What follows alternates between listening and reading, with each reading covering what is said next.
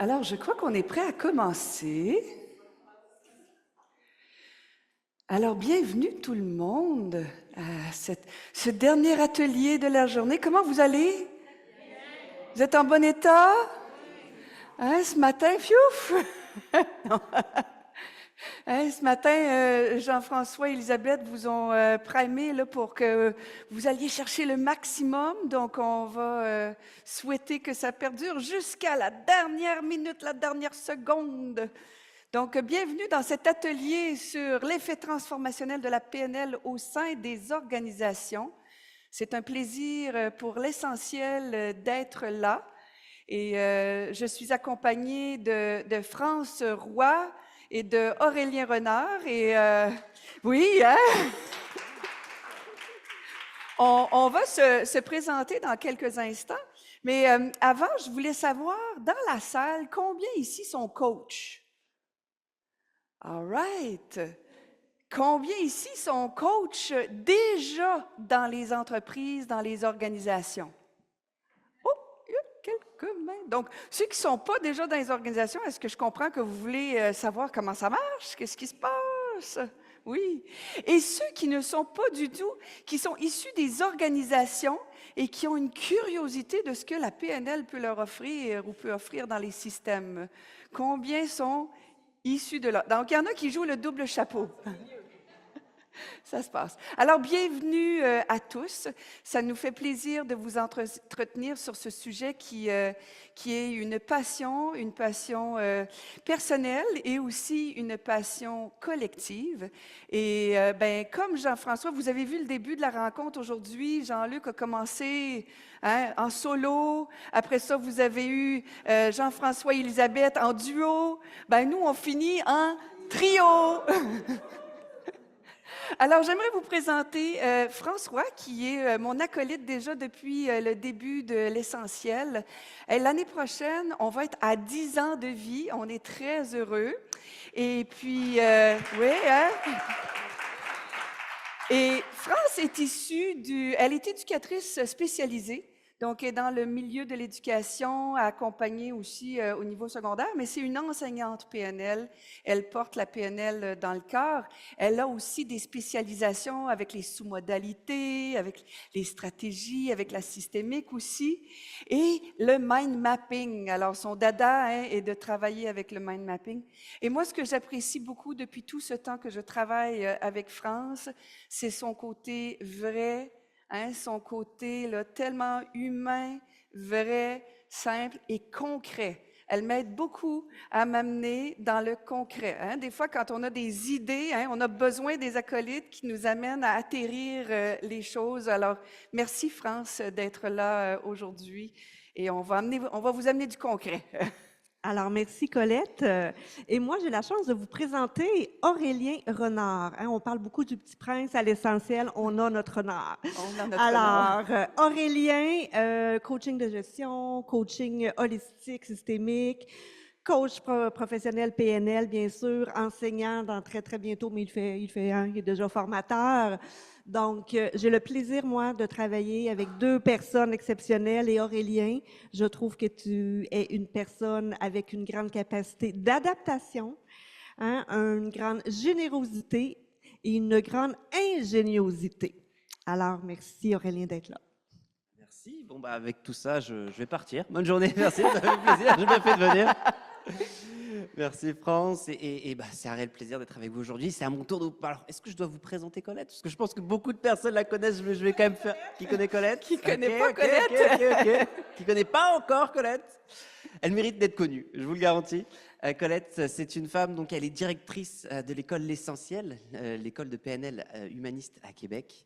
C'est une coach d'exception, c'est une coach qui intervient dans les organisations, c'est une coach qui est une formatrice aussi à travers le monde. Elle a voyagé et elle a dénoué des nœuds, elle a vraiment contribué à des transformations dans des systèmes et c'est un réel plaisir de pouvoir collaborer avec elle. C'est aussi une facilitatrice au sein des organisations depuis maintenant 9 mois avec Ubu.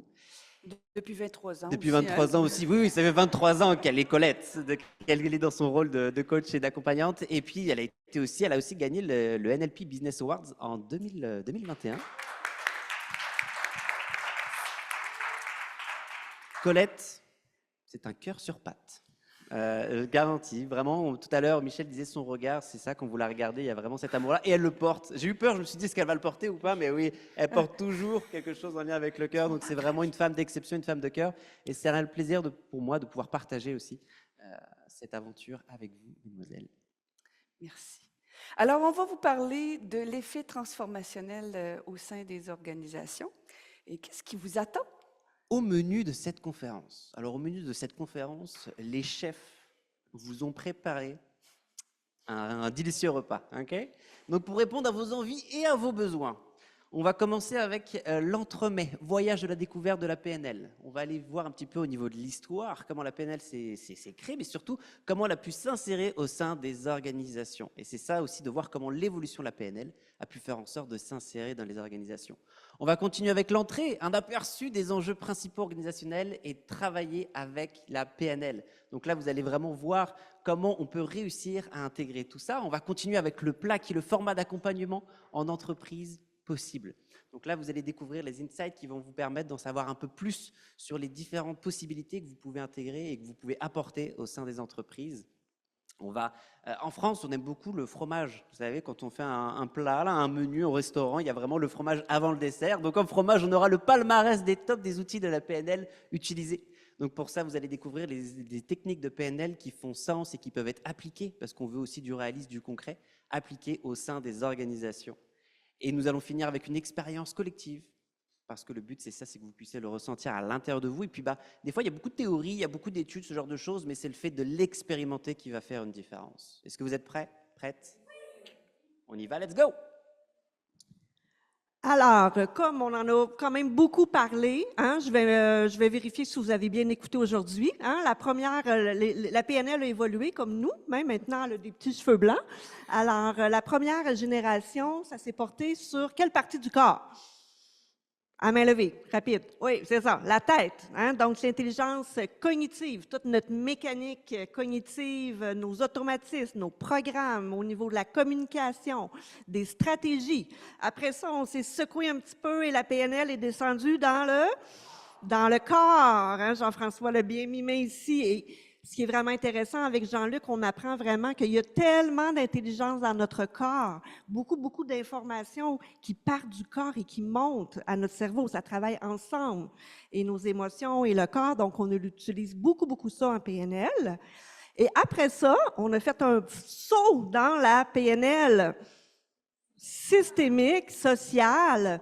Donc, quelqu'un me disait plutôt 1 plus 1 égale pas 2, ça égale 3. Donc, à peu près ici, on est peut-être 25.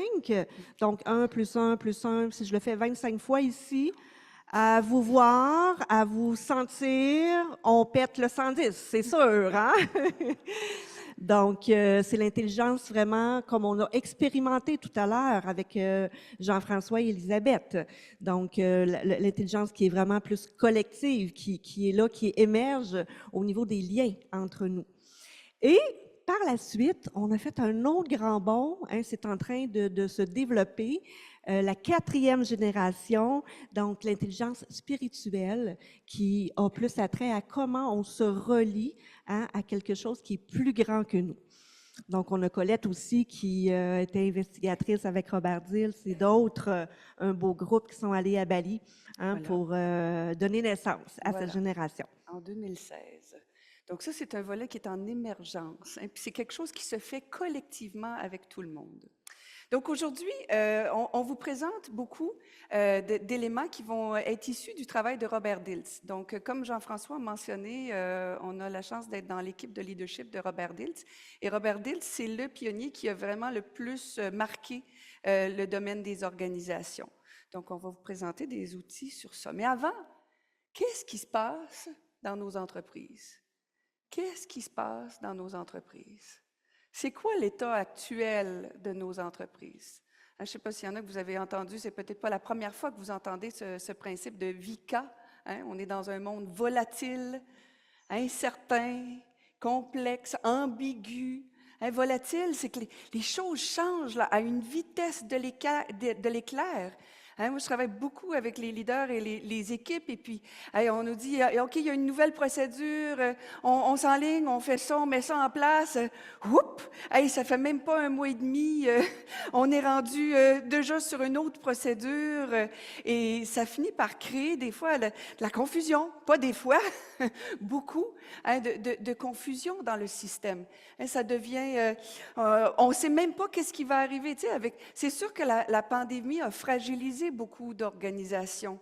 Hein, ça nous a amené à nous repenser. Hein, et ceux qui n'ont pas tombé dans ce moule-là de repenser ou de retrouver leur identité, hein, en naviguant dans cette complexité-là, ben, il y en a beaucoup qui sont partis. Puis il y en a encore beaucoup qui partent déjà encore aujourd'hui. Donc, les entreprises ont à se renouveler constamment à une vitesse, hein, de l'éclair, et ça a des impacts sur l'humain. Hein, on le sait. C'est quoi que vous vivez, ceux qui... En fait, même si on n'est pas dans une organisation, on est connecté au champ des organisations. Qu'est-ce qu'on capte du système, de qu'est-ce qui se passe dans les organisations? Vous rencontrez quoi? Du stress? On voit... Dans tous les sens. C'est quoi? Du surménage, hein, du burn-out. Moi, j'étais dans une équipe, en fait, 3 équipes en Gaspésie il y a 2 semaines, et puis les gens sont sur leur 3e burn-out, puis ils n'ont pas arrêté entre les deux, là. Hein? C'est sur le burn-out par-dessus burn-out par-dessus burn-out. Ils ne savent même plus c'est quoi un état normal. C'est le nouveau normal, d'être à fleur de peau, d'être en crash. Hein, le crash là, de Jean-Luc de ce matin, là, c'est un crash à la 10, un crash à la 1000 pour certaines personnes. Hein? C'est vraiment amplifié, et cet état-là. Donc, les gens ne savent plus hein, quoi faire. Et il y a beaucoup d'urgences. Hein? Moi, dans les organisations, on est dans un hôpital, là, on est dans une urgence, et en même temps, tout est urgent. Et on perd la notion de qu'est-ce qui est vraiment urgent dans le système. Hein, j'ai une équipe, il y a quelques semaines, ils ont dit hey, ben, si on est dans l'urgence tout le temps, ben, peut-être qu'on devrait se faire une salle de triage, comme à l'hôpital. Hein, c'est quoi, là? On va faire le diagnostic. Qu'est-ce qui est? Y es-tu sur le respirateur? Lui, il en a pour combien de temps? Il va falloir qu'on installe des systèmes de triage dans l'entreprise pour s'attarder sur ce qui est aussi important. En même temps, hein, il y a aussi, au-delà des impacts humains, les impacts systémiques, il y a quelque chose pour moi, tu sais, en PNL, on cherche toujours les intentions positives. Hein? Tu sais, puis c'est intéressant avec Jean-François et Elisabeth, ils nous ont présenté les stades d'une équipe, hein, de l'enfance, la dépendance. Des fois, on dit l'adolescence, c'est la partie où on est contre, on essaie de trouver notre identité. Après ça, il y a une phase d'indépendance, la phase adulte, on devient autonome. Puis après ça, on a une phase où on est vraiment en interdépendance. Chacun est clair sur son rôle. On fait souvent des parallèles avec ça, mais on le voit comme étant passer du négatif vers le positif. Et je voulais te dire, Jean-François, merci de nous avoir aidés à recadrer, hein, de voir qu'il y a du positif dans chaque étape, hein, qu'il y a une intention positive dans chaque étape. Ça pourrait être intéressant de voir, c'est quoi l'intention positive du volatile? C'est quoi l'intention positive de l'incertain? C'est quoi l'intention positive du complexe et de l'ambigu? Comment on pourrait voir ça autrement? Voir ça comme une opportunité plutôt qu'un danger. Et ça, Robert Dilts, ça fait partie d'un de ses dons, de nous amener à reconnaître comment cette situation que l'on vit est une merveilleuse opportunité. Même si elle est mal emballée, même si elle a des effets et des impacts, il y a quelque chose à aller chercher là. Je ne sais pas si, naturellement, vous pouvez faire un petit recadrage pour voir le positif. Est-ce qu'il y en a qui, si on voulait recadrer le volatile? Disons que, je ne sais pas, moi, je vois un genre d'esclavage. OK? OK? Mais on a tout le temps le choix de dire oui ou non, Oui. d'embarquer dans l'esclavage. Mais je vois dans le système un genre de mise en esclavage dans toute cette demande-là sur l'individu. Mais on a tout le temps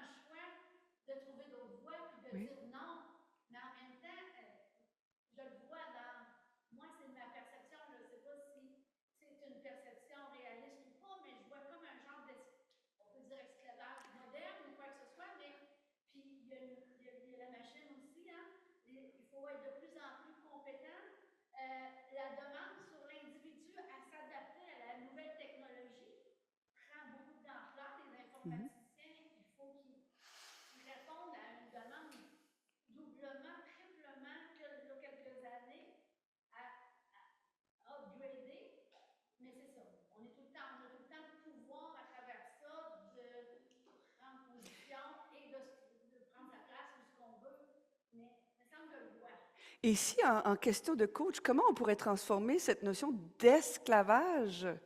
Et s'il pouvait y avoir une autre appellation? Des fois, l'étiquette change l'expérience, hein? Si on y donnait une autre étiquette, un autre titre, juste pour vous donner un exemple, hein, j'avais un collègue qui travaillait dans un ministère, puis il dit, on se rencontre dans la salle de crise.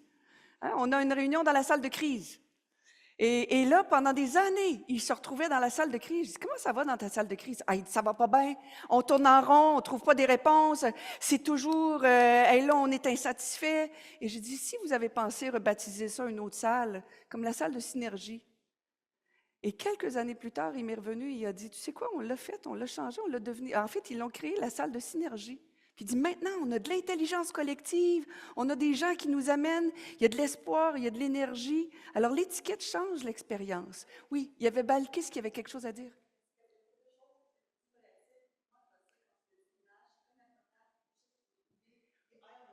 Oui,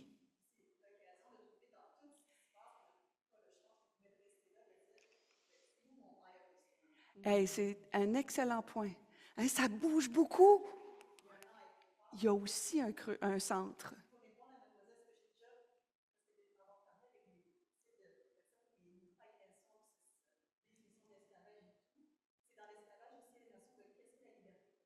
Ah.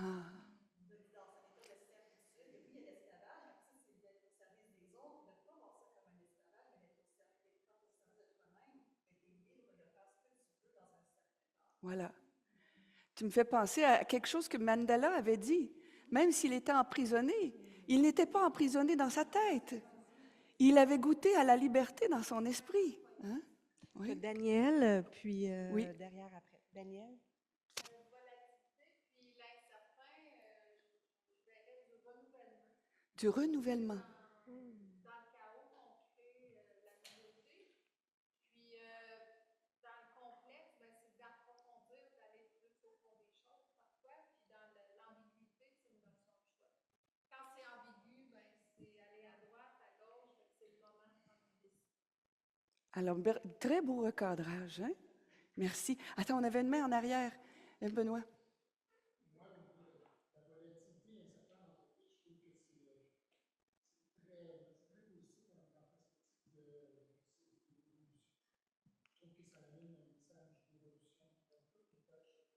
Mm.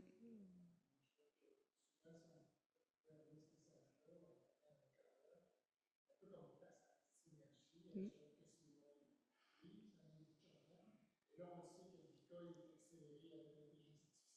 Mm.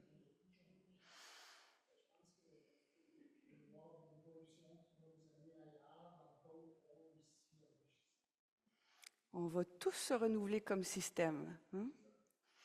Alors, on veut vous amener à vivre. Alors, on pourrait en parler longtemps hein, par rapport aux enjeux et aux défis, hein, mais je pense qu'on a le fond de ce qui se passe dans le système. Comment on fait pour soutenir les systèmes? Alors, il y a, comme vous savez, vous êtes des coachs, hein, il y a du coaching individuel, il y a du coaching qui est prescrit, il y a de l'accompagnement de groupe, il y a des formations, il y a plein de moyens, il y a du mastermind aujourd'hui. Mais moi, j'aimerais vous amener sur la notion de ne pas faire les choses tout seul. Hein? Et moi, ça fait quoi, 23 ans que j'accompagne les entreprises et j'ai beaucoup été dans l'individuel. Puis l'individuel porte aussi beaucoup de responsabilités. Tu arrives dans un groupe, là, puis là, ils t'en mettent, là, allez, viens, viens guérir. Et en même temps, on peut être, on dit toujours, être le changement que l'on veut voir. Bien, qu'est-ce qu'on veut voir? On veut voir des gens qui travaillent ensemble. Et donc, quand vous arrivez dans un groupe, un système, et vous êtes en co-facilitation, vous êtes déjà en train de montrer un peu la nouvelle avenue. Hein? On ne cherche pas le prochain gourou, on ne cherche pas le prochain qui va avoir... on cherche des gens qui sont capables de montrer aussi l'exemple de travailler ensemble. Donc moi, s'il y a un message aux coachs qui veulent percer dans les organisations, créez-vous quelque chose où vous êtes une équipe pour soutenir et montrez-leur l'exemple de comment ça peut se faire. Hein? Même si ce n'est pas dit, ça va être dans votre présence, ça va être dans votre façon d'être, ça va être là, dans le champ. Alors, C'est surtout sur ça. Moi, j'ai le bonheur d'accompagner et d'amener de la PNL avec Ubu, qui est une firme de team building, et on injecte de la PNL dans les systèmes pour venir soutenir. Et on travaille aussi dans le plaisir, parce que d'arriver puis de dire que là, on va régler les bobos, c'est pas ce qui va être le plus interpellant nécessairement. Vous savez, les gens ont dit, ils sont en burn-out, sont en stress, ils ont besoin d'un répit, ils ont besoin d'un moment. Puis si vous vous souvenez de la citation de Walt Disney, Walt Disney, il disait toujours aux gens, bien toujours, je ne sais pas. Hein. Toujours, toujours. Toujours, toujours. Walt Disney, il dit, je préfère que les gens aient du plaisir dans l'espoir qu'ils apprennent plutôt que de leur enseigner quelque chose et espérer qu'il y ait du plaisir. Donc, on y va par la notion de plaisir qui est réénergisante. Hein, comme Jean-François et Elisabeth ont fait, on a travaillé dans le corps, on a utilisé le jeu pour découvrir et apprendre quelque chose. Comme tout à l'heure, Jean-Luc aussi Oui. comptait, hein, c'était important justement quand il disait une personne qui arrive en consultation et puis qui est dans un état crash et qui est pas bien. Non, j'y vais pas, on n'y va pas. Prends le temps de t'étendre, de reconnecter à toi, d'être dans le plaisir. Et c'est ça qui fait une différence. C'est vraiment réussir à ouvrir cette porte et à se permettre, vous, en tant que coach, en tant que conseiller, peu importe, de montrer que cette porte existe aussi à travers les interventions que vous offrez. Et on a plein d'outils. Hein. Vous savez, Colette, moi, je n'avais compté 100, mais Colette était rendue à 150 avec tous les outils que Robert Dill a développés aussi. Donc, c'est ça notre particularité, nous, les coachs PNL. Hein, il existe plein de coachs sur le marché qui ont comme outil, comme clé des questions efficaces. On les a aussi, bien sûr, mais on a tous ces outils-là qui sont nés de la modélisation. On l'a nommé beaucoup aujourd'hui. Donc, et tous ces outils-là, à tous les niveaux de la personne, à tous les niveaux des organisations qui sont efficaces, qui marchent. Donc, on peut en être fier, puis on arrive avec du beau matériel à faire vivre et expérimenter. Donc, ici, il y en a une liste. Je ne vous les lirai pas, mais par exemple, je serais curieuse, qui connaît la 4e position, les positions perceptuelles, qui connaît la 4e position? Quelques mains qui... Oui, ben oui, d'accord. Alors, Aurélien, je vais passer le micro à Aurélien, que tu nous expliques un petit peu c'est quoi. Je me mets une pression. La 4e perception, c'est vraiment... je vais vous donner une image, juste une image, une métaphore qui me vient. C'est comme si finalement vous êtes une petite fourmi. Okay, vous êtes une petite fourmi, là vous êtes en position P1, je suis en train de voir ce qui se passe. Il y a une roche qui arrive, là vous voyez la roche. Vous êtes complètement bloqué, la fourmi est tétanisée parce qu'elle suit les phéromones de ses amis, mais finalement, là, il y a un blocage sur son chemin.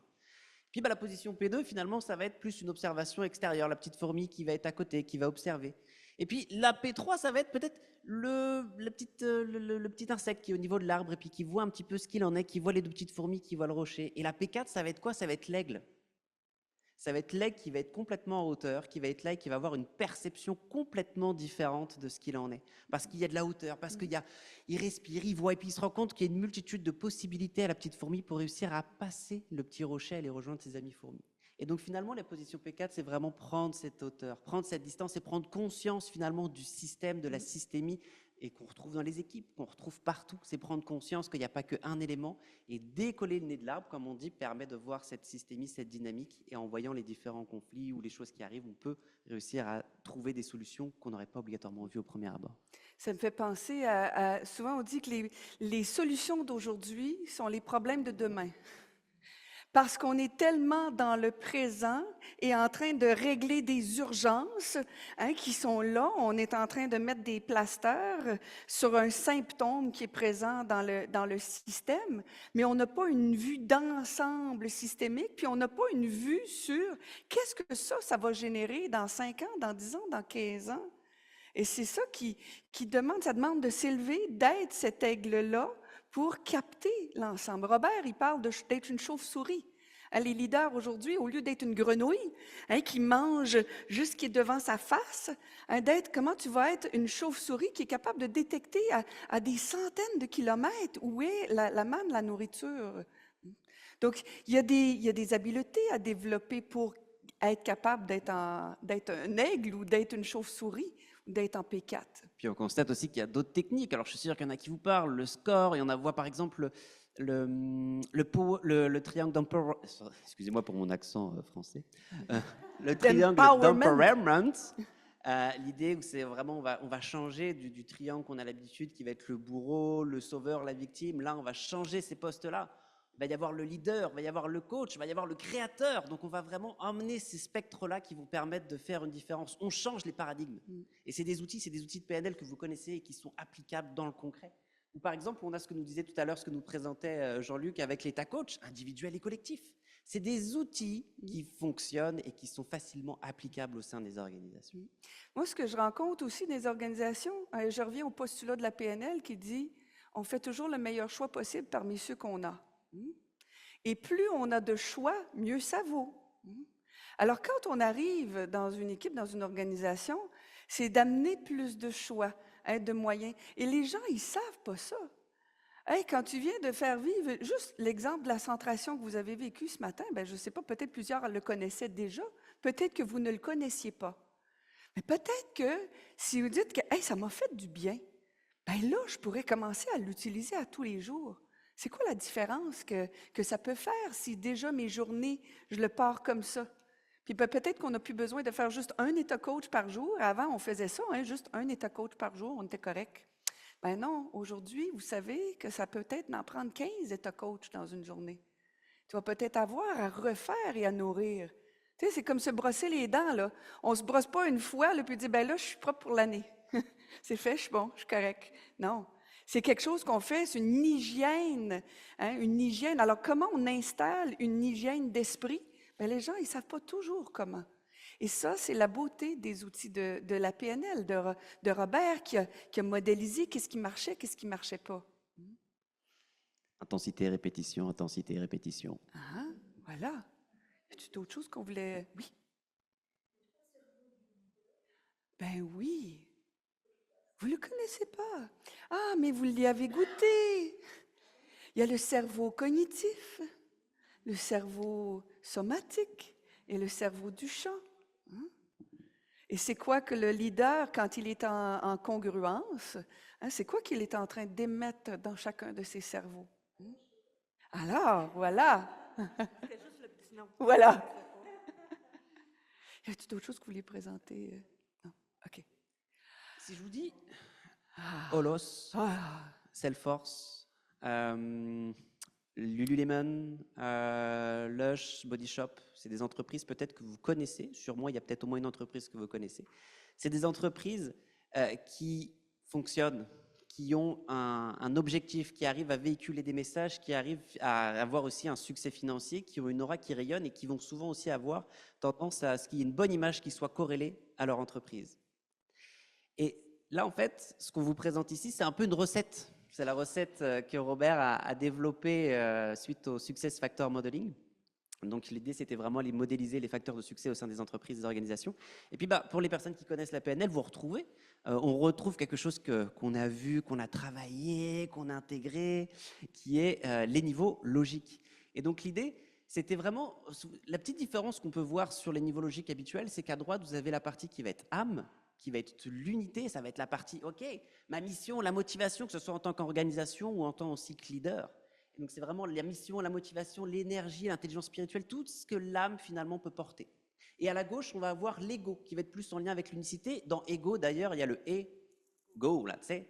On va être plus dans le faire, on va être plus dans l'action, on va être plus dans la matière, dans ce qui se réalise. Donc, on voit qu'on a le rôle, la permission, les stratégies, la réaction, tous ces points-là.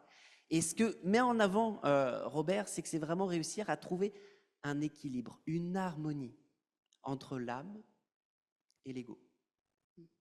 Réussir à ce que dans l'organisation, ces deux points-là soient pleinement équilibrés, ce qui va faire en sorte que ça va faire la différence. La différence qui fait la différence, ça va être ces ingrédients-là. Là, ce que vous avez, c'est une recette, mais il y a aussi tous les ingrédients. Il y a tous les ingrédients qui sont présents là-dessus. Nicole, je vais t'inviter. On rencontre des fois, quand il y a un déséquilibre dans une organisation, c'est là où on voit qu'il y a toutes les maladies, tous les problèmes qui se présentent dans le système. Alors, des fois, c'est quand l'ego est trop grand ou boursouflé, ben, c'est comment ça se traduit, ça, une entreprise ou une organisation qui a l'ego boursouflé? On est les meilleurs, hein? On est les seuls à vous offrir ça. On est la seule référence à vous offrir ça. Hein, ça, c'est un ego qui est boursouflé. Mais tu as aussi, des fois, l'ego qui est dégonflé. Hein, ça aussi, c'est un déséquilibre. L'ego dégonflé. En fait, en PNL, puis avec l'approche de Robert, moi, ce que j'ai beaucoup appris, c'est que je me suis réconciliée avec la notion d'ego. Parce que le côté égo fait partie de l'expérience humaine, fait partie de l'expérience aussi systémique. Hein, on est tous venus pour vivre et goûter à ça. Et notre rôle, c'est d'arriver à trouver l'arrimage qui est sain de notre ego. Parce que quand on n'a pas assez d'ego, ben on n'ose pas. Hein, on n'ose pas, on n'a pas l'ambition de se faire connaître, on n'a pas l'ambition de prendre notre place. Hein, on a des croyances, des peurs qui nous bloquent, qui nous limitent, qui nous gardent en place. Hein, des fois, on a des gens qui ont une grande âme, les coachs. Hein, je suis convaincue, vous êtes là pour servir. Vous voulez faire une différence, vous voulez aider, hein, vous êtes tourné vers les autres. L'âme, elle est tournée vers le système et vers les autres. Et l'ego est tourné sur soi, sur sa survie, hein, sur sa reconnaissance. Et quand les deux commencent à travailler ensemble, bien là, qu'est-ce qu'on voit? Quand on fait plus fi d'une partie ou d'un autre, hein, il y a quelque chose qui s'harmonise dans le système. Et ça, hein, bien, ça fait partie des beaux défis. Hein, j'étais il y a quelques semaines, je parle du défi, puis ça me fait penser, Aurélien, tu étais là. Hein, on disait, c'est quoi les défis que vous vivez? Puis tout le monde a donné les défis comme tout ce qui va pas bien, tout ce qui va pas bien. Puis il y a une personne dans le groupe a dit, moi, j'ai mon défi, là, c'est de réussir à trouver à se donner des défis personnels dans l'organisation. Moi, je vais relever tel défi. Hein, ça, c'est ma mission, c'est de relever tel défi. En tout cas, c'est juste une petite chose qui m'est venue, là. Mais comment on fait ça? Bien, on commence une bouchée à la fois, hein, une chose à la fois. On commence aussi par le vivre soi. Hein. Il y a ici la passion, hein, qui est le trait d'union entre l'âme et l'ego. Hein. L'âme d'une organisation et l'ego d'une organisation. Le point qui va rallier ces deux dimensions-là, c'est la passion.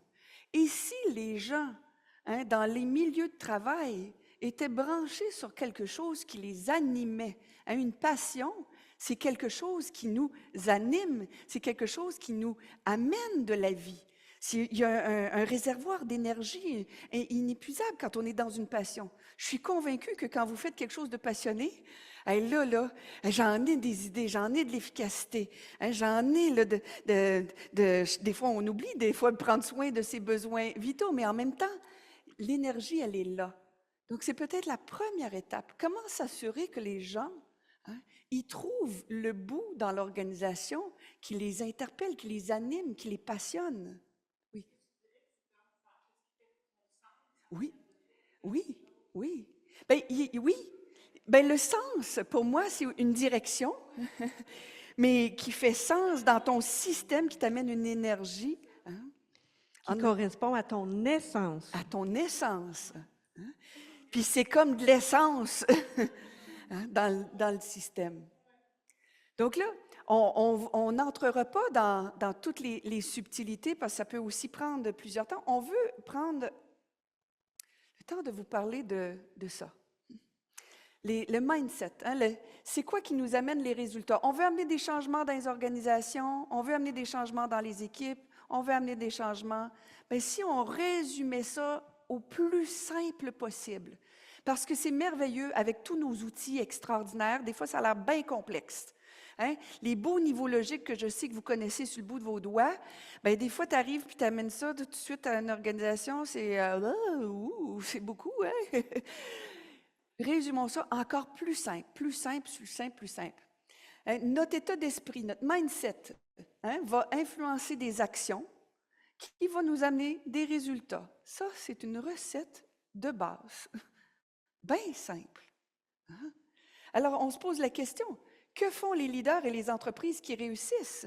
Hein, que font-ils dans leur état d'esprit? Hein, puis que font-ils dans leurs actions? Que font-ils intérieurement et extérieurement? Ce qu'on va vivre aujourd'hui, ce qu'on veut vous faire goûter, hein, c'est lié sur ce principe des mindsets. Puis on va vous éclairer sur les 3 types de mindset. Puis ça, c'est dans le travail de Robert Dilts, puis aussi avec Mickey Feher. Il y a 3 types de mindset. Et c'est là où, je vais vous dire, c'est une des clés qui accroche les organisations quand je travaille avec eux puis avec les leaders. Vous êtes dans quel état d'esprit? Alors, il y a 3 états d'esprit. Le meta-mindset. Alors, le meta-mindset, c'est la vue d'ensemble. C'est où est-ce qu'on s'en va? Hein? C'est la clarté, la direction. Hein? C'est le où. C'est là-bas. Ouais. Tous là-bas. Hein? Après ça, il y a le macro-mindset. Et le macro-mindset, c'est plus au niveau des habitudes de pensée et des croyances qu'on entretient. C'est quoi qu'on entretient comme pensée et croyances par rapport à cette direction qu'on se donne? C'est-tu des croyances qui sont aidantes, qui sont utiles? Tu sais, ça ne marchera pas, on tourne en rond, on n'a pas les ressources, hein? J'ai pas les bonnes personnes dans mon équipe, j'ai pas la bonne personne assise à la bonne chaise, il nous manque ci. Toutes ces pensées-là, ces habitudes de pensée-là qui se cristallisent en croyances, comme vous avez entendu ce matin Jean-Luc qui nous a parlé de le nerf de la guerre, là, c'est les croyances, c'est le noyau. Hein? Et c'est plus difficile de défaire. Mais bon, heureusement que la PNL est là, parce qu'on est capable de les transformer. Donc, nos habitudes de pensée, nos croyances aidantes ou limitantes par rapport à ce que l'on veut. Et le dernier micro-mindset, c'est ce sur quoi vous mettez votre attention au quotidien. Hein, on part d'une vision qui est plus globale à quelque chose qui est beaucoup plus spécifique dans le terre-à-terre, dans le quotidien. Où est votre attention dans votre journée?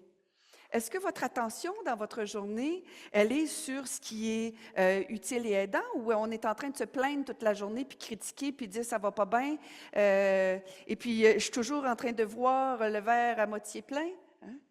Sur quoi on met notre attention? Est-ce qu'on est sur les priorités quotidiennes? Est-ce qu'on sait quelles sont les priorités quotidiennes? Nos habitudes comportementales.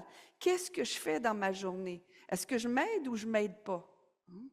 Donc, on peut décliner là, les niveaux logiques, on se concentre sur les niveaux supérieurs. Hein? La vision des niveaux logiques, c'est dans le meta-mindset. Hein? Les croyances, on est dans le macro-mindset. Puis les comportements, on est dans le micro-mindset. Donc, on aimerait vous faire vivre quelque chose par rapport à chacun de ces niveaux de mindset. Puis on va commencer avec la première, le meta-mindset. Le meta-mindset. Je vais vous inviter à...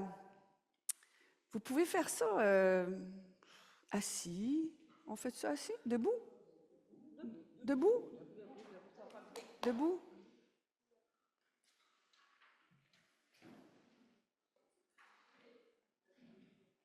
Alors, si on commence dans le meta-mindset, on a dit le meta-mindset, c'est la vue d'ensemble. Alors, juste pour rapidement, en PNL, hein, on aime bien toujours regarder c'est quoi l'état actuel ou c'est quoi notre vision actuelle hein, de ce qui se passe dans les entreprises ou des enjeux. Alors, si vous êtes coach et vous voulez accompagner des entreprises, vous pouvez soit travailler sur votre entreprise à vous, de coach, ou si vous voulez être de manière globale, générale, hein, vous branchez sur le système des organisations. Comment je les verrais? Comment je le verrais, le milieu des organisations en ce moment? Donc, je vous laisse choisir si vous le faites pour vous en tant qu'entrepreneur, en tant que leader, ou si vous le faites par rapport à votre propre entreprise. Peut-être que vous êtes les gens qui sont d'entreprise, vous voulez vous concentrer sur votre entreprise, ou si vous voulez aller encore plus global, pensez à tout le système des entreprises en ce moment. Donc, si vous aviez à vous créer une image ou un symbole hein, qui traduirait, parce qu'une vision, c'est visuel. Hein, on va travailler dans le cortex visuel. Si vous pouvez vous créer une image de ce que c'est actuellement, ça serait quoi cette image ou ce symbole-là qui traduit comment vous percevez votre entreprise personnelle ou votre organisation ou les organisations en général? Alors, prenez quelques instants pour accueillir une image qui traduit l'état actuel. Alors, certains ont parlé de chaos, certains ont parlé de burn-out. Comment vous verriez ça là, s'il y avait un symbole ou une métaphore ou une image? Et si vous n'avez pas l'image, des fois, votre corps vous parle. Hein? Utilisez-le. Regardez comment votre corps, si vous avez à le traduire dans le corps, là, c'est quoi qu'on sent? Hein? Je verrais comme... Il y en a qui sentent de la lourdeur. Ou il y en a qui... C'est comme ça en ce moment. Ça serait quoi l'image? Alors, vous pouvez le faire, soit le dessiner avec votre corps ou voir l'image dans votre esprit. Quand vous l'avez, j'aimerais entendre juste quelques exemples. Comment vous l'imaginerez? Oui. C'est tout déchiré. Ouais. Un autre. Tu fouettes le chemin. Oui.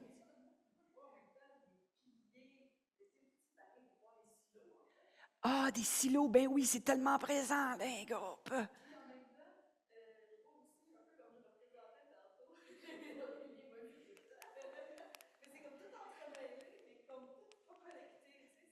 Toutes des silos mêlés en dedans d'eux, là. Ah non, mais c'est très parlant, hein? Silos mêlés en dedans d'eux. Oui. Un voilier qui est mal grémenté. Toutes les voiles sont de travers. C'est pas dans le sens du vent. Hey, tout recroquevillé, là. OK. Maintenant, choup, on sort de ça. Votre vision idéale, hein? Vers où on veut s'en aller? Vers où voulez-vous vous en aller dans votre entreprise, dans votre organisation ou dans tout le système des organisations? Qu'est-ce que vous aimeriez voir dans le monde idéal? Ça serait quoi cette représentation-là? Hein, si vous aviez à le symboliser, à avoir une image ça serait quoi dans le monde idéal? Que ce soit votre entreprise, votre équipe, votre organisation ou la société des organisations. Hein? Et là, accueillez la représentation qui vient. Cette version-là qui est vraiment l'appel de l'âme. En fait, c'est votre âme et c'est l'appel de l'âme de la société. Notre planète a une âme. Hein? Ce n'est pas juste individuel. L'entreprise dans laquelle vous œuvrez, elle a une âme. Puis je ne parle pas de l'âme. L'âme, c'est une énergie. Hein? On parle pas, on n'est pas dans les religions ou rien comme ça. L'âme, c'est une énergie émotionnelle qui est présente. On le sait quand il y a une âme qui est présente dans un système. Il y a comme une présence autre que juste des automates, puis des machines, puis des cerveaux gauches. Il y a quelque chose dans l'intelligence émotionnelle qui est présente. Donc, ce serait quoi cette vision idéale de ce que vous aimeriez voir dans les organisations? Et ceux qui veulent. L'image de ce qu'on a créé tantôt tous ensemble, là, où on est. Ouais! C'est effectivement une belle image. On se tient tous ensemble. Oui. Deux mains qui se tiennent. Deux mains. J'ai mis des mots, par exemple, amour, respect, humanisation. Amour, respect, humanisation. Injectons ça dans les systèmes. Hein? Oui. Et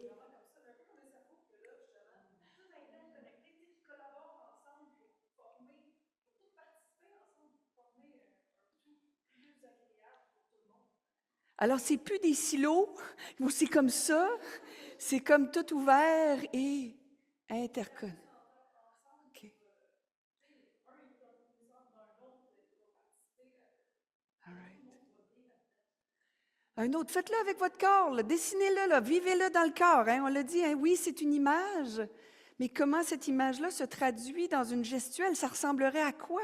Hein, un système qui est en santé, un système, une entreprise qui va bien, une entreprise qui a justement ce que vous voulez, qui est à la fois performante et qui prend soin de l'humain, ça ressemblerait à quoi? Hein, il y a un équilibre entre la tâche et la relation. Il y a un équilibre entre l'âme et l'ego. Ça pourrait ressembler à quoi, cette représentation-là?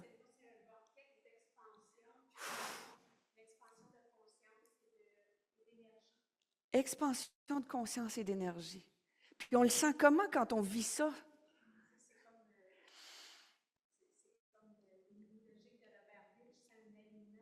Un alignement. L'expansion de conscience, super. Hey, on aimerait sortir toutes vos réponses. Est-ce que vous avez tous une représentation? Oui. Bon. Hey, ça, là, on aimerait ancrer ça. Hey, ça, là, si on avait un frigo dans l'entreprise, là, il est sur tous les frigos, il est sur tous les ordis, il est sur tous les iPhones, il est partout pour que cette vision-là imprègne aussi le collectif. Hein. Cette vision-là, elle a à être mise à jour collectivement. Hein.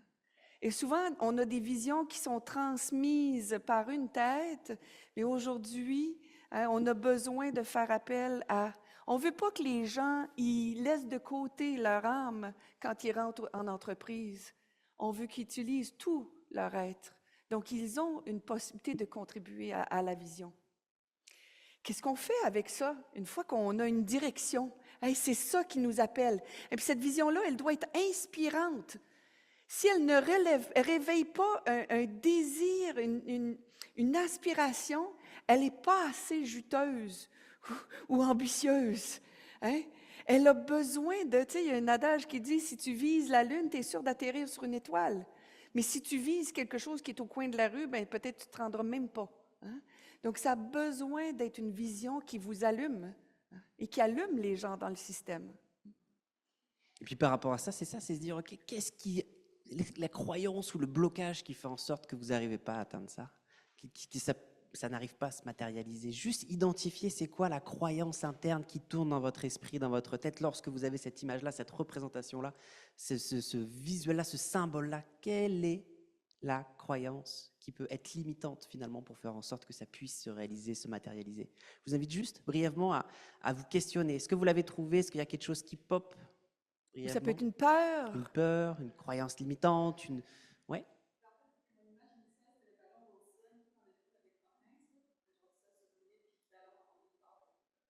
Tu es toute seule. Oui. On y pense. OK. Être seule. L'impression d'être seul. Donc ça, OK. c'est un exemple. Garde ça.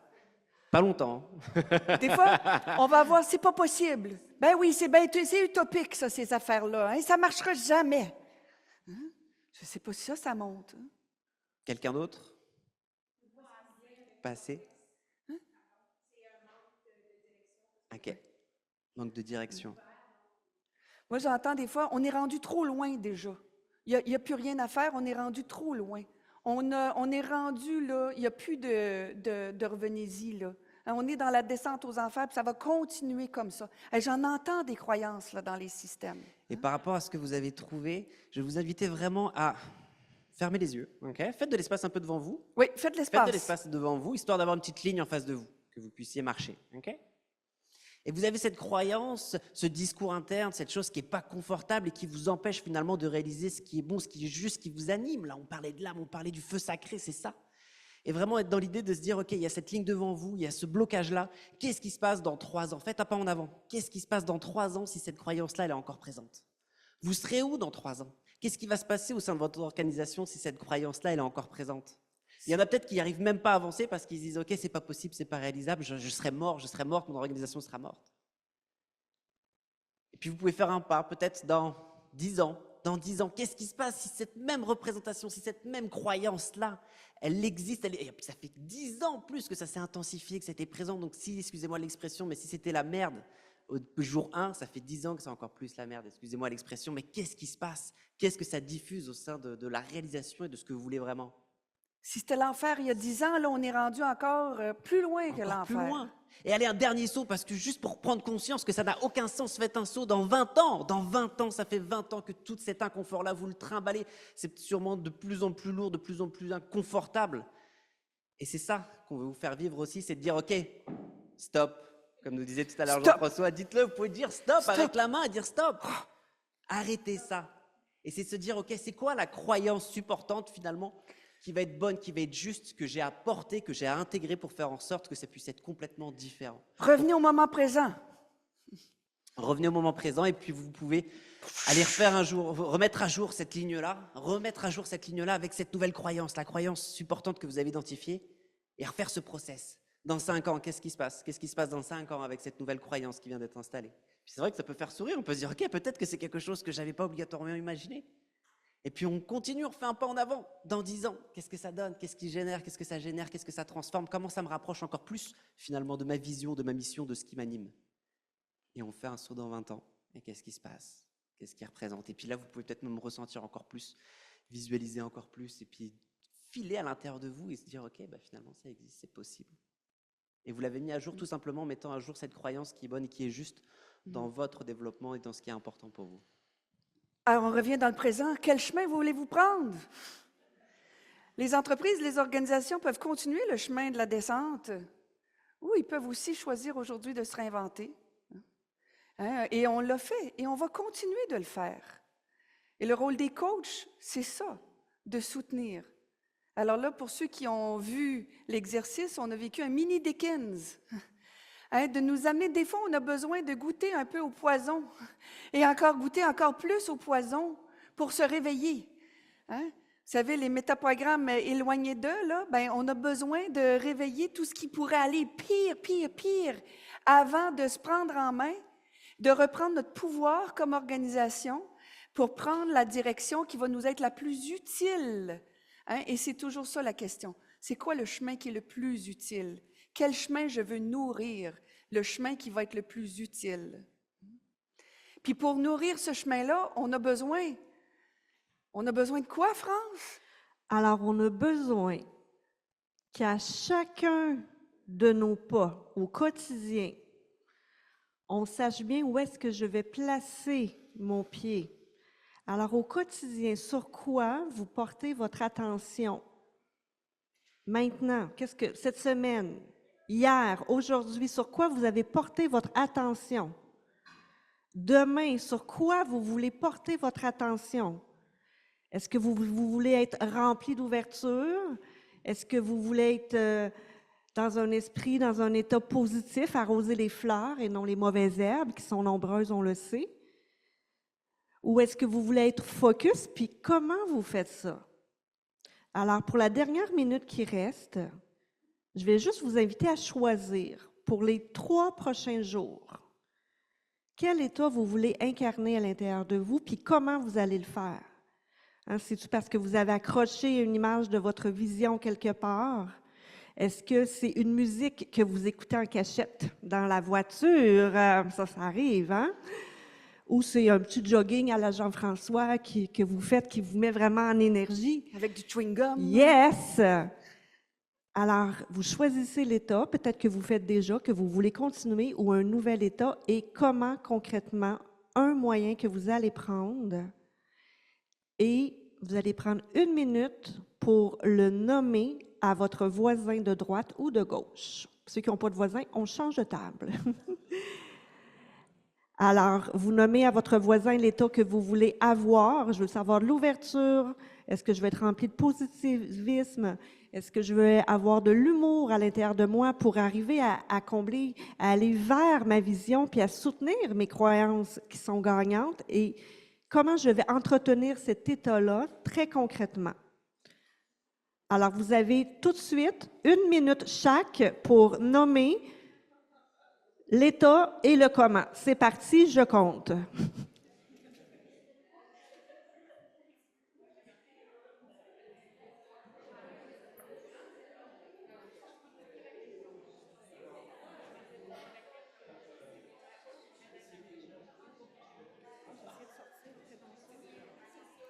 Ah oui.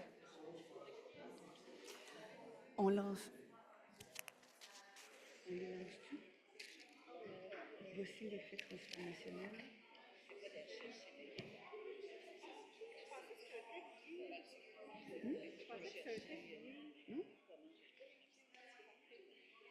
On lance les balles, on va dire voici l'effet. Les gens dans les poches. On va s'en mettre dans les poches. J'ai pas de poche, je vais me mettre dans ma poche. J'ai pas de poche, je vais les mettre dans ma poche. Attends, mets-les dans les poches. Hein?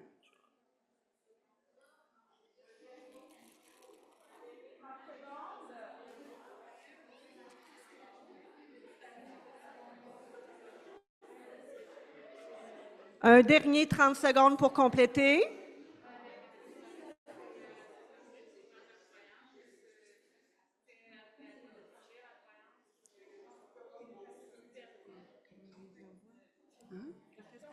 À la fin, la dernière page, on va dire soyons le changement que l'on va voir ensemble et voici l'effet de la PNL. Alors, parfait, on revient. On revient ici, s'il vous plaît.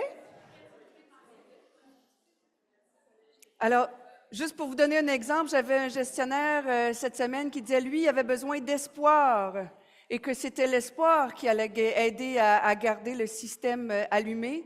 Et c'est quoi son moyen pour garder l'espoir? Il travaille sur le 23e étage d'une tour à bureau juste ici à Québec. Et lui, il dit, pour ça, il dit, ce que je fais, je regarde dehors à l'horizon. Et quand je regarde dehors à l'horizon, mon espoir revient et je suis capable de revenir à ma tâche. Donc, nos moyens pour prendre soin de nos ressources peuvent être très simples. J'en ai un autre qui mange une pomme. Et quand il croque sa pomme, ça le ramène en énergie parce qu'il manque de motivation. Mais quand il croque sa pomme, alors ses employés ont dit, on va t'amener des pommes. Hein? Les moyens peuvent être très simples. Donc, voilà, les amis, nous arrivons à la fin. S'il y en a qui veulent recevoir cette présentation, on vous invite à prendre la photo du code QR, de faire, et ça va nous faire plaisir de vous l'envoyer. Et puis, comme Gandhi pensait à nous, il a dit, ensemble, soyons le changement que nous voulons voir dans les organisations. Et c'est quoi l'effet finalement de la PNL dans les organisations?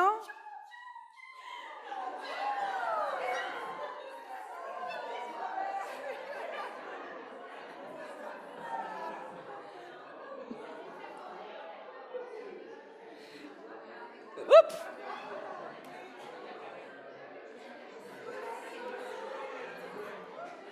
Alors, s'il y en a qui veulent de l'effet transformationnel de la PNL, venez, on va vous en lancer.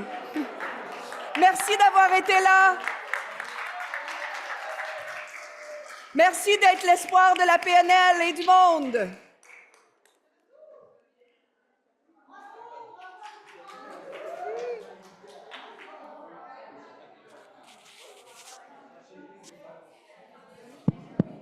Celui-là, il marche. Vas-y, dis à tout le monde, OK, on va prendre une vingtaine de minutes.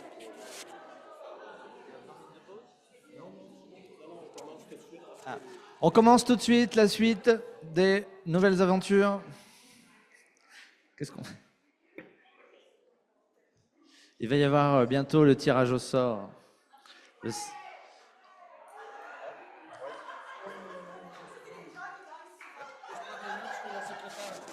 Parfait.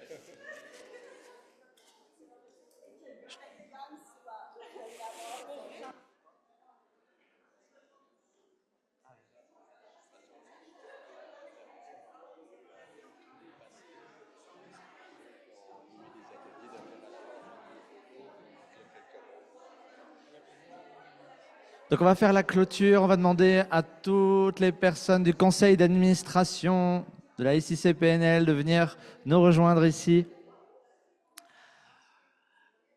Toutes celles et tous ceux qui ont une petite étiquette rouge devraient normalement se reconnaître. Balkis.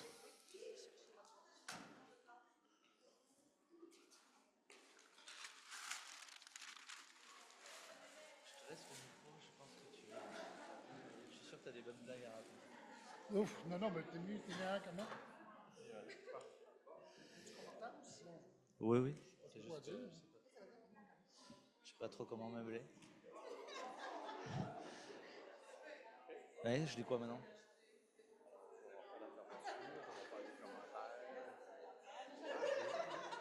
Je ne sais pas. Il manque Jacques. Est-ce que vous avez vu Jacques gagner? Jacques a disparu. C'est pas Jacques a dit, Jacques a disparu. Il nous manque encore quelques personnes du conseil d'administration. Il nous manque Jacques. On va faire la clôture et je vais laisser la parole au président de la SIC-PNL, Michel Derry, avec beaucoup de sollicitude. Merci. Merci. Alors,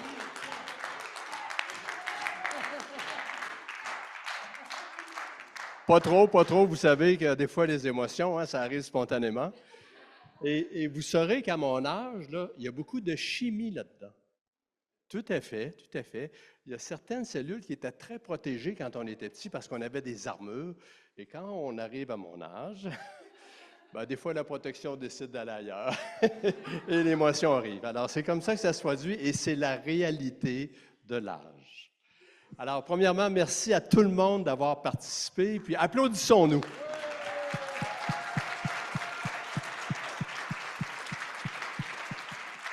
Et applaudissons ces gens-là.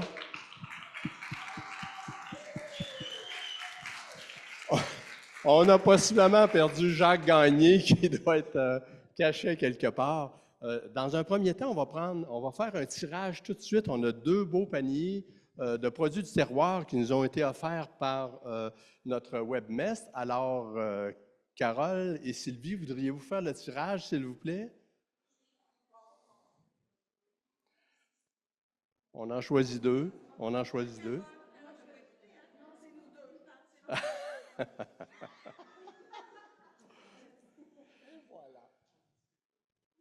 Sylvie Plamondon. Oh.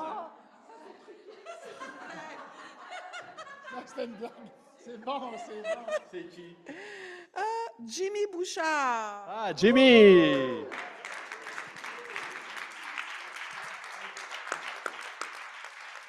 Alors, Jimmy, c'est le représentant des services financiers SFL. Il est présentement vice-président et il va être coprésident dans quelques mois. J'espère que j'ai rien soufflé.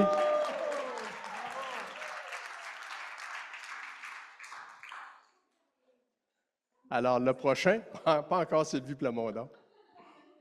Donald Fortin. Donald Fortin, oui! Alors, pour tout le monde, Donald Fortin, c'est un membre fondateur de la SICPNL. Merci beaucoup.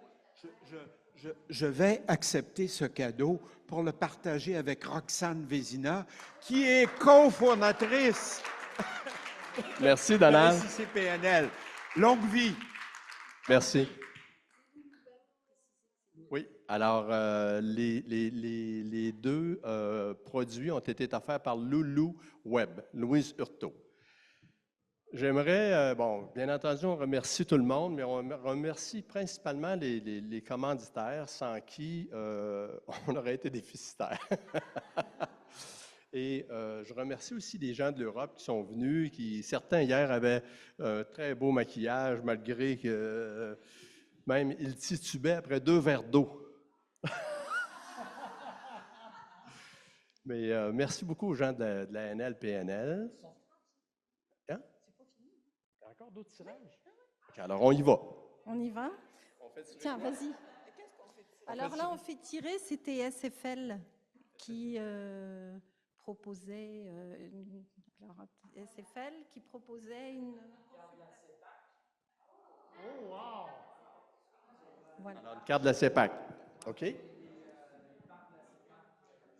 OK. Les parcs provinciaux. OK. Alors, vas-y. Oh, Dora. Dora, tu es obligée de revenir avec nous.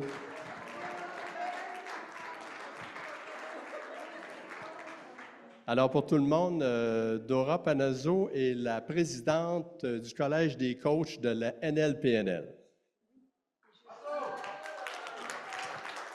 Merci. Et je suis bien sûr ravie d'être là. Et le Collège des coachs PNL de notre fédération vous transmet leur bonjour et sont ravis de cette collaboration avec vous. Merci.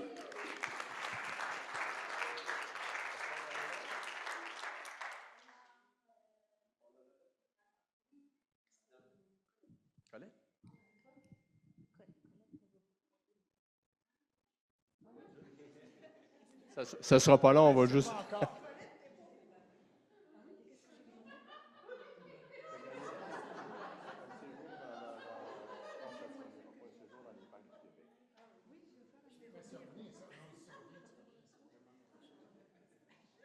C'est bon? Oui?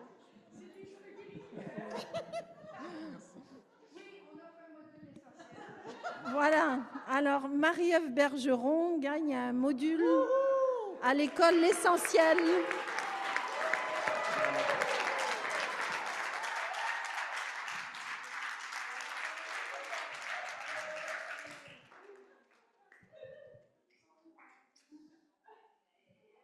Bon, on m'a dit qu'on n'avait plus de tirage. Dans votre pochette, il y avait un petit questionnaire. Si vous aviez 2-3 minutes tout à l'heure pour remplir le questionnaire, et si vous pouviez, viens-t'en, Jacques, et si vous pouviez nous le laisser, ça nous aiderait beaucoup pour préparer le prochain. Bon, vous avez remarqué, on a eu possiblement quelques nouvelles expériences, donc on va apprendre de ces expériences-là. Et ça va nous faire plaisir d'améliorer pour le prochain. Alors, je complétais ce que j'allais dire tout à l'heure. Merci beaucoup aux gens de la NL-PNL et les gens de Paris, les gens de l'Europe. Tout à l'heure, je vais demander à tous ceux qui ont offert soit un atelier, en commençant par Jean-Luc, aller jusqu'aux derniers ateliers, puis on vous a bousculé un petit peu de venir sur la scène, qu'on prenne une belle photo. Et surtout, merci à tous ceux et celles qui vous êtes laissés aller, qui avaient osé de tenter une nouvelle expérience aujourd'hui.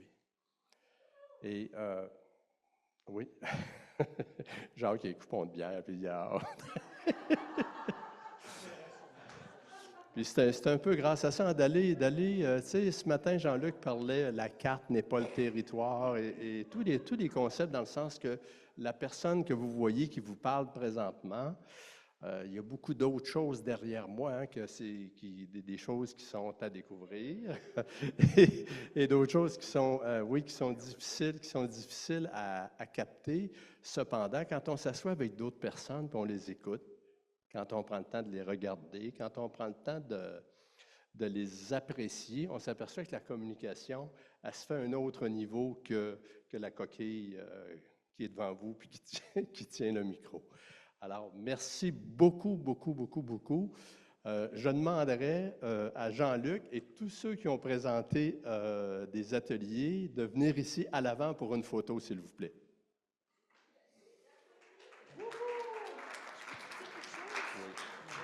J'aimerais juste dire quelque chose. Je trouve que le comité de la SIC-PNL ne reçoit pas assez de reconnaissance pour toutes les heures qu'ils ont données, leur âme, leur cœur, leur corps, le temps. Vous avez travaillé tellement fort.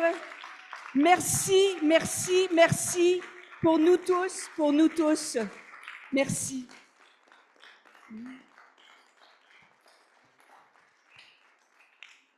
Merci beaucoup. Alors, oui, on va prendre une belle photo, là.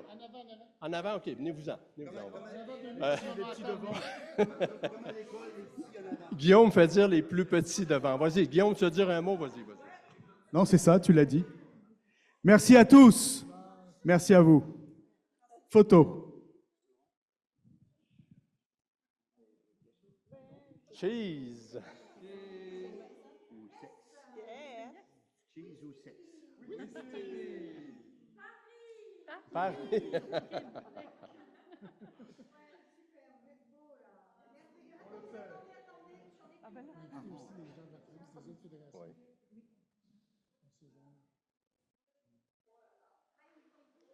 Maintenant, j'inviterai les gens de la Fédération de la France, de la NL-PNL, à venir se joindre à nous. En plus, venez-vous-en.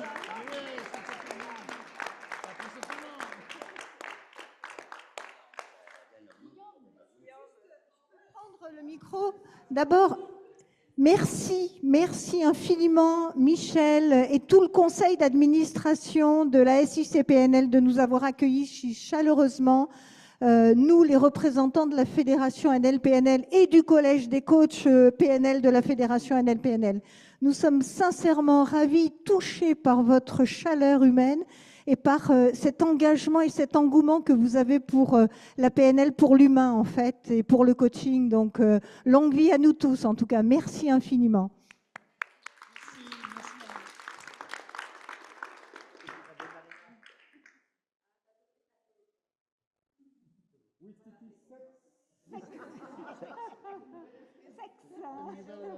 Merci.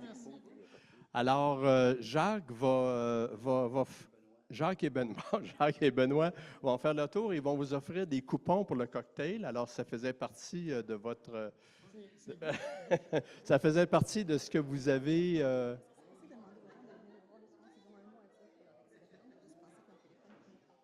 Oui, tout à fait. Et pour ceux et celles qui, je sais qu'il y en a possiblement plusieurs, pour ceux et celles qui veulent faire un commentaire pour leur expérience, Balkis fait le tour des tables avec son cellulaire et on va enregistrer votre commentaire.